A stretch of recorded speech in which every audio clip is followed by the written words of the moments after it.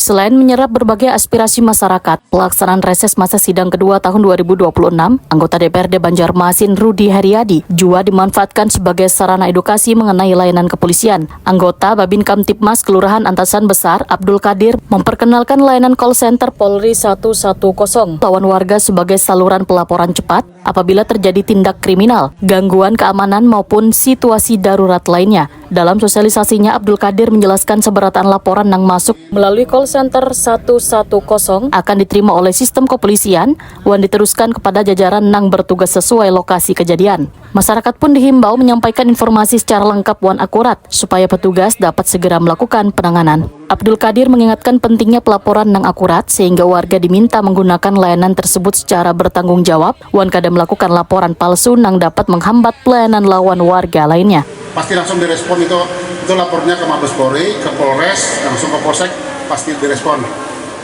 Nah, yang kedua, ini kan musim kebakaran ini, nah kemarau.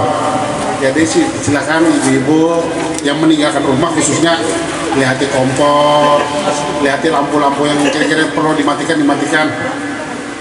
Jadi itu aja. Yang nyata 110 Bang sekarang ini yang banyak digunakan. Yang laporan-laporan cepat dan segera ditindaklanjuti itu pasti 110 itu karena sudah langsung ke online ke Mabes Polri. Nah, jadi ibu-ibu atau bapak-bapak yang malam ada kejadian menonjol, misalnya orang berkelahi di rumah atau kayak tadi pagi ada temuan mayat di layan luar, itu bisa telepon 110 langsung pasti cepat ditindaklanjuti. Oke, itu aja dari kami. Mohon maaf kalau ada kesalahan. Terima kasih. Anggota DPRD Banjarmasin, Rudy Haryadi, takoni usai reses sangat mengapresiasi langkah kepolisian yang memberikan edukasi langsung kepada warga melalui forum reses. Keberadaan layanan call center 110 merupakan salah satu bentuk pelayanan publik yang perlu diketahui seberatan warga supaya setiap persoalan yang berkaitan lawan keamanan dapat segera ditindaklanjuti. Dari Mabes ke Polda ke Polsek masing-masing.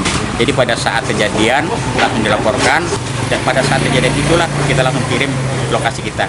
Itu sangat bagus untuk membantu warga.